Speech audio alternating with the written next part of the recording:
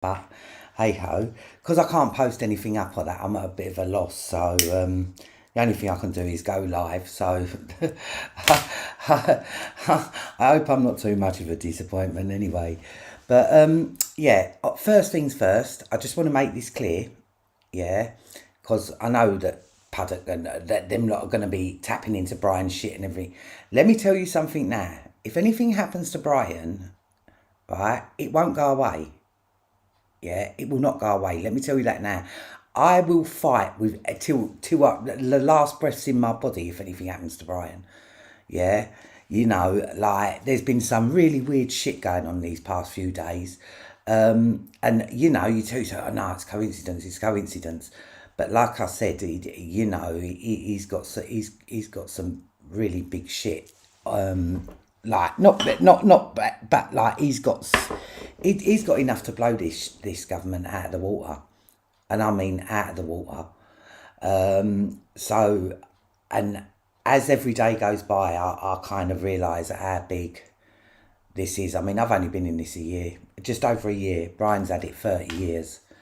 And nah. But I just want to make that clear that if anything happens to Brian, anything, yeah, I tell that, like, nah. But that out of the way. Just wanted to get that out of the way. Also, as well, you see the MP who's just been murdered. I don't know what that's about, but I know it's not how they're saying that it is. Because guess who come on the telly giving a tribute to him? Sir Roger Gow. Folk Brian Strauss are like, and when the guy's name a mess. So the MP's name was something a mess. But I think it's another distraction from something. Probably because Scar City put up a little thing saying that another guy from the same unit that Wayne Couzon's had been that was on, but like they're in the special parliamentary VIP bullshit. Yeah, has been done for, I think it's like sexually harassing or something, and it's like what is this? What is this world coming to? Yeah, I've seen more police officers get nicked for nonsense than what I ever thought possible. Yeah, we're not talking about one or two bad apples. Yeah, there's been a lot, a hell of a lot, and quite a few London-based ones as well. Camden seems to be the hotspot. But it's but there's definitely something more to that. Oh shit, sorry. As soon as I saw Roger Gow appearing on it, I've never seen the guy before, like, and it was just like, whoa. It's only like a little thing that I saw Sir Roger Gow. I thought, oh, for fuck's sake, you couldn't make this shit up. You could not make this shit up. But yeah, it's definitely a distraction, and I think it may have something to do with that Wayne Couzon story, the other guy. I mean, there's been a complete media blackout on it. You can only find it like online, and it's 100% true. Another police officer from the same fucking unit, protecting parliamentary buildings and embassies, turn out to be sexual perverts and think that they can do what they want. Yeah, I mean that Wayne Couzons when he handcuffed that girl at the side of the road. That's somebody who, number one, has done it before. So cool and collected. Like, he's done that before. Probably with the help of the other sexual pervert that's been pulled out of the unit as well. It's getting beyond a joke now. Like, back in the day, I really don't remember it being as bad as what it is now. But then I come from a time before the internet, don't I? So that's not hard to believe. But no, I grew up with like 3 channels on the telly, and Channel 4 was launched when I was younger. The first microwave ovens were launched when I was younger. And I come from an era where the internet weren't available. Never come from days with phone boxes. Remember the old telephone directories, stunk of piss.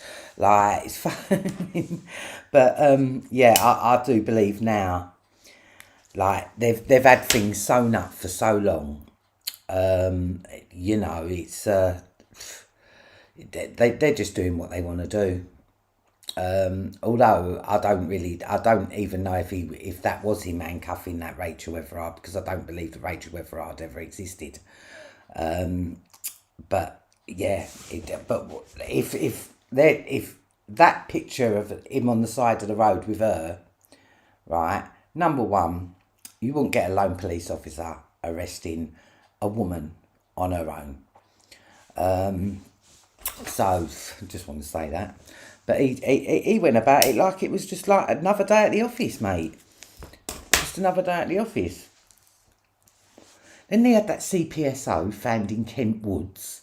It's like some CPSO bird. I can't remember her name. But I'll tell you what, that Yolandi Kenwood, she contacted me. Yeah, well, not contacted me because there was no conversion. She sent me a message on, it was on YouTube. I think it was on one of the YouTube thingy, saying that I had something to do with this CPSO's death, me and Wedger. And I was, what the fuck are you talking about? Like, I had no idea what she was talking about, but that CPSO was found in Woods in Kent, not far from that Wayne Couzon's car thing. But that was never linked. But then, that's just how it is right about now. And what I see is there's a complete breakdown now. There is a complete breakdown with any relationships with the public and the police. And it's just like the police look at us like we're enemies. Yeah, and that's how that's how they're programmed to be, I suppose. That's that's what they want them to be. And I also heard that traffic wardens are not called traffic wardens no more. They're called law enforcement officers. I think it's law. It's long, and they have to sign a piece of paper when they start, and it says that they will follow their duties, but if called upon for public unrest and things like that, they then become that they're called traffic enforcement officers. And if they're needed in times of riots or whatever, yeah, they then become law enforcement officers. Now, the problem with doing them sort of things is you're going to, number one, attract the wrong sort of people, right? And you'll get someone who was bullied at school, yeah? They come out of school and they get jobs with power. Yeah, I've come across so many of them over the years, but one sticks out to me, and that was some bird in the job centre. And this was up when my local job centre was open, and I got called in for an interview. So I went in now, and as soon as I sat down, I could tell she was 5'0", so she obviously got it at school. She wasn't pretty. And I suppose I represented someone who took her lunch money at school, I don't know. And when I tell you now, I was sitting there, I was being really honest, and because I wanted to, one time I did want to work with like young offenders, yeah, and that I did have that dream one time, but that didn't come through. She was like, no, you can't go into it with a criminal record. Saying I know people in it with a criminal record. People come out of jail after they've done a murder charge and get to work with kids, so why can't I? And you know what? What she did? She said that if I refused any interviews that she sent me for, my money would be sanctioned. And I lost my temper, started screaming. Then I got escorted out by the CPSOs, if you don't mind. And then I had to go back in the afternoon. But in the afternoon, I composed myself. So when I went in for a meeting with this stupid bird and the manager, where I was all cool and calm, Yeah, like when I say I blew that shit out of the water, I was saying, well, like, I weren't the first complaint that had been put in about her. So obviously she's got a problem. Yeah. So why do you put her out front to what when she's dealing with the public? She can't deal with people. Yeah, she's got the biggest chip on her shoulder. I just got reminded of that today, and it made me laugh. Oh, in the good old days, eh? But what I want to like say to you, I have found it's on BitChute. I can't post it up until Wednesday, so like, and I can't really wait because people need to go onto BitChute, put in "Leave the Cave," yeah, and this guy's videos. And I'm not gonna lie, he is a QAnoner, yeah, but that doesn't mean to say that that doesn't mean to say anything. Like the QAnons have come out with some amazing stuff. You get your kind of like your splint off, but on the whole, the QAnoners have come out with some really, really, really, really good material.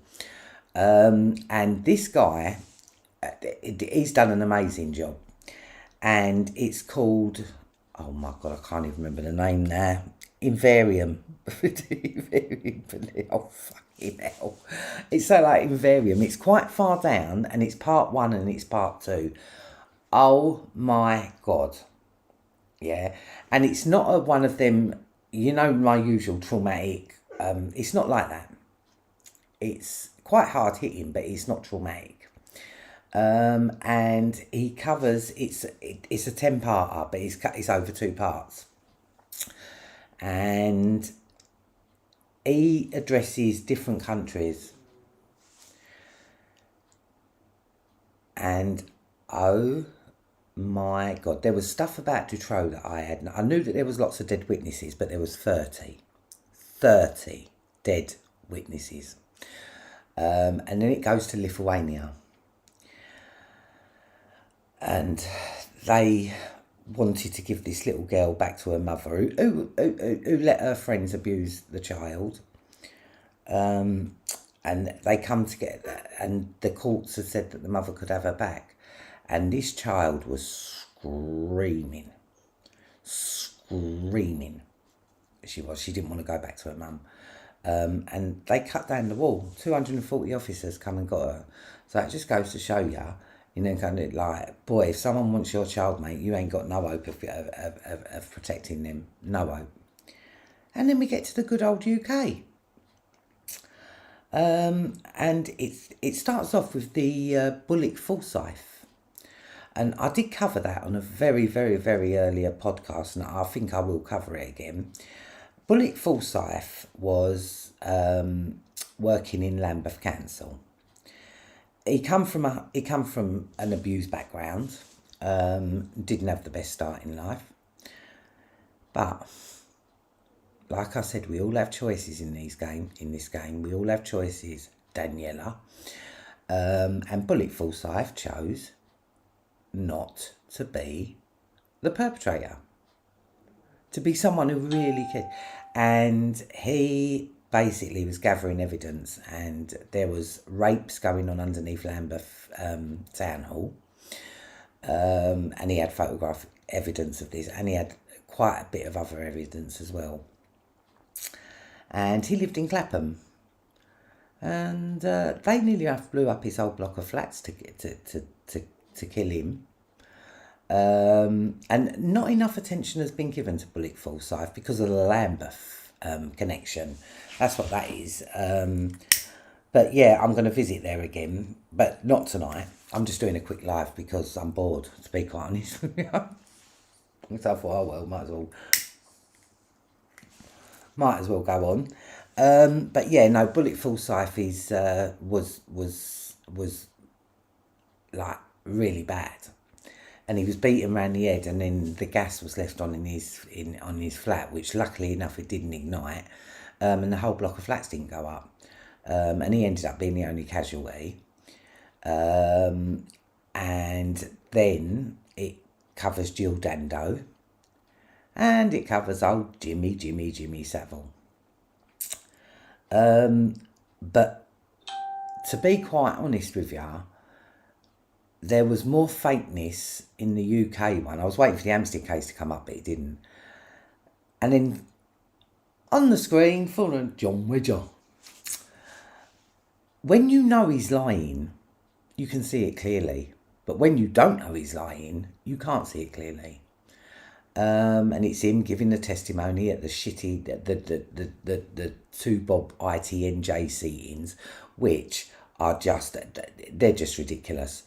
If you go and give evidence, and I've no doubt that they every now and then they'll have someone true, because there was a guy called Ronald Bernard, yeah, and Brian was like, oh yeah, I liked it. You know, like straight away you can see the man's haunted. But you know, but I'll enough about that later. And yeah, it's that. And then after the UK, it goes on to the Republican Party, and it covers the conspiracy of silence, the Franklin cover-up. I'm not too sure how many of you know about the Franklin cover-up. It's bad. It's bad. It really, really, really, really is bad. Like, it was like the blueprint of how to get away with it. Like, it was just mind blowing. Yeah, the overwhelming evidence that it was just beyond. But they trashed the victims. And when I say the difference between them ones and the UK, like in the UK, all the very publicised cases are not criminal. They're not criminal. All of these other ones were criminal. People got incarcerated. That Teresa girl, I can't remember her second name, and I'm so sorry because I feel disrespectful. She was a victim, you could say, and you know, it resulted in her nan getting prosecuted and a couple of other. I don't know what happened to the case, but like I said, me and Brian have always said it's in the eyes. Yeah. And when you look at this shit long enough and hard enough, as long as what I have, and I ain't been doing this for you, I've been looking into this shit for, quite a while now, since 2016, 17. You see that look in their eyes. That haunted look. And you know the real victims. And unfortunately, with the Jeanette Archers and the fucking the even I don't know. But put it this way, everybody that I met through John, I can't. That not one of them was real, as far as I'm concerned. Not one of them. Not one. And that's kind of nuts. And you know what? It's made me so angry, because these people, you're protecting the worst, the worst kind of people imagining. And I don't care if you're protecting, you're perpetrating. You don't just protect and have nothing to do with it. You perpetrate. And just like shame on yous. That's, because this, when you watch this doc, and I can't begin to tell you how good it is. I watched it twice, like back to back, because I was worried in case I missed something, and I did. Because in the UK bit, guess who they used? Nick. Nick from the Panorama. So, yeah, I missed that. And then when I phoned Brian, watched it, I think he agrees with me. It's a very well-made documentary. So well made. But his Pizzagate coverage is probably some of the best I've ever seen. But when you see it all put together, I've never seen it put together like that. I've never, ever, ever seen it put together like that. And when when you when you like when it does get put together like that, you then realise the world's a very small place. Very, very small. And like this doesn't just mean the Democrat Party. We're talking Republican Party. That Larry King, not the presenter guy. This black guy. He was a rising star, whatever. He was a nonce. He was a pervert. He was a torturer. He was disgusting. And when the Franklin Credit Union got raided, they then started to investigate the child molestation. Now, they would have you believe that it was just Alicia Owens, Troy Bonner and Paul Bernacchi. No. The CPS had been getting reports for years. And he had, I can't remember what it was his sister-in-law and his brother-in-law, or his brother and his sister-in-law. It's one of them two. And I think they were called, no, they weren't called the Washingtons, were they? Because that was the girl's name. But they completely missed out all the reports that had been given to the CPS, and Larry King's name come up every single time. Every single time. And this went back years. And it made me so angry when I watched it, because not the Frank, because I've read the book, yeah. And like I said, it's the blueprint, it's the cover-up of cover-ups. But then it went Democratic, but then it went Republican Party, and then what did they cover next? It covered that, and then you got the second part, which I found more enjoyable than the first part, believe it or not. But the second part, it focused on Paul Bernacchi, and Paul Bernacchi was out of the three, he was the one born into MKO. He was born into the program, the Monarch programming. He was born into it. And he didn't stand a chance. I mean, like the thing, but he actually come out and admitted what part he played, and but he was put in prison for child. It was just but it concentrates on him, and you start to kind of like, I mean, me, I'm 100% Monarch programming exists 100%, but it's not me I've got to prove it to, is it? It's you lot, and I can tell you 100% that program is as up and running and alive today as what it ever has been. And they now, I mean, they don't even have to kidnap the kid. I mean, like the amount of children are born into this now. You see how many fathers follow sons, and look at the Bush family, the Bush crime family. They're disgusting, right? His mum, Barbara Bush, was me. Her dad was he's Alistair Crowley.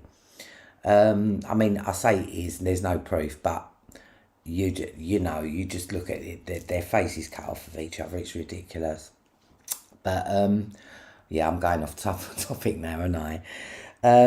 But no, this documentary, and the guy in particular, he's done some really good documentaries. He's done a brilliant one on late term abortion, and see, that's the thing as well. That's an actual thing, and like what with Planned Parenthood, oh God, it's disgusting. The way they move around the babies, the way they treat the babies, like they're chickens in a chicken factory. Yeah, but they discuss it, and it's not just legal in New York. It's legal in quite a few states now. Championed by Kamala Harris. And one thing I would say is Donald Trump cut Planned Parenthood the money they receive from the government. He said, no, fuck them. because and this full-term abortion, it's not about pro-choice. It's not about pro-choice at all. Yeah? No. Full-term, I still can't get my head around it that a woman can have an abortion during labour. Yep, you heard me right. A woman can have an abortion during labour. What? Like, if you're going to go along that route and you're going to get an abortion, you get it early. Why would anyone need to have full-term abortion?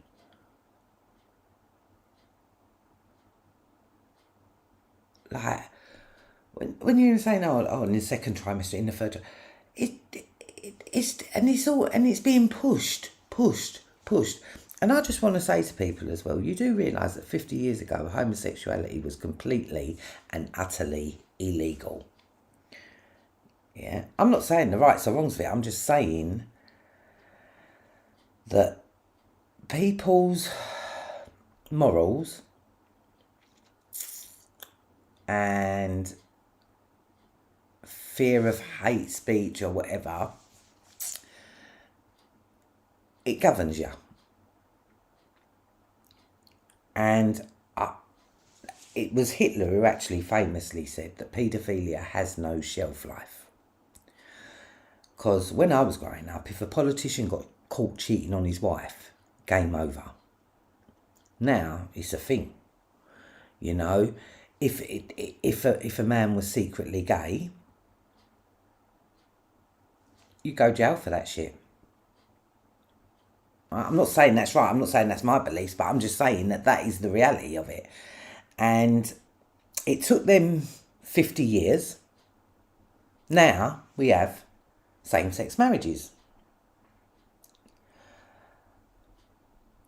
And you gradually see them bringing in this, on a TED Talk from 2019, I watched this woman who I just, you know, when you just want to jump through the screen and just throttle her. She's standing on the TED Talk saying, Jonas is a paedophile, but Jonas doesn't want to hurt children. Jonas loves children. It's child molesters that hurt children. Being a paedophile is and when what is this world coming to? I mean, I know that the paedophiles are trying to jump on the LGBT movement, and I know that's not going to be pleasing a lot of people in the LGBT movement, because I you know, I'm not going to go along with that. Like, all abuse are homosexual. That's bullshit. Yeah, that's just ridiculous. I'm not too sure if you can be born gay or whatever. I really don't know. Yeah, and I don't really care. I'm somebody who don't really care. But when it starts coming to MAPS, minor attracted persons, and they're trying to put a different spin on paedophilia, all I can, like, because in time it will become okay. Like, it become okay for 9-year-olds to take gender blockers.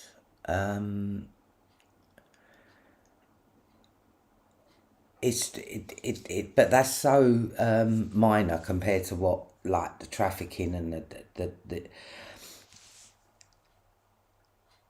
it's the rape and the torture. I mean, like, how? Well, I don't understand it, but I do know that they look at us like we're a cancer. George Soros said something, he said about we're a cancer on the earth. And Ronald Bernard, he gives a very, very, very, very good interview. At the part 10 is Ronald Bernard talking. And you might have seen him on the ITNJ seatings, he's a banker. But that was very condensed down. He gives like the interviews in Dutch, but you've got the subtitles at the bottom. And when something's subtitled, as long as it's good, for me, but it's very telling. He opens up a lot more than what he did on the ITNJ seatings. But it was a really good end to a fantastic documentary. When they come across the Democrats as well, like they cover the Democrats. I think they cover full-time abortion. But if I'm getting the two mixed up, he's done one on full-term abortion as well, which like really, really, really good. And I was just watching like Pizzagate and beyond. But I tell you what, you wait till Wednesday, mate. I'm gonna be killing it with the docs. Yeah, I've got so many docs waiting to go up. It's driving me mad. And I'm also getting a feel, because when I go down Brian's on Wednesday, I'm not going to smoke as much as what I normally do, and I'm going to pay attention because I need it. He's set it up for me as well, and it's just mad because I've got to learn, and I'm going to learn to bring in everything I talk about is documentary, so I can bring in the proof and show you what's what. So yeah, I'm gonna be listening, because normally I go down there, I get so fucking stoned. Sit there all day smoking. and it's like Brian will be talking about the computer, and I'm like, yeah. So I've really got to get on this now, because this is driving me mad. It took this to make me realise it. So yeah, no, on Wednesday, mate, when I come back, man, I'm going to be killing it. But since watching this what was it? I can't even remember what it was called now. There's me telling you to watch it, and I can't remember what it was called. Inforium, fucking one of them. But I'm seeing bits of material that can be used in doc, in a doc, because I'm going to be starting me another doc soon. And it's just me getting my head around it, really. Once I got my head around it, I'm at Brian to tell you, I'll sit here all day and all night doing it. Yeah, but what else did I want to talk about? Was I going to talk about anything else? No, I think I've killed it with the lives these weeks. I mean, come on, man. I've I've been smashing it. But as always, thanks for listening. There was something else. I know there was, but I can't remember what it is now.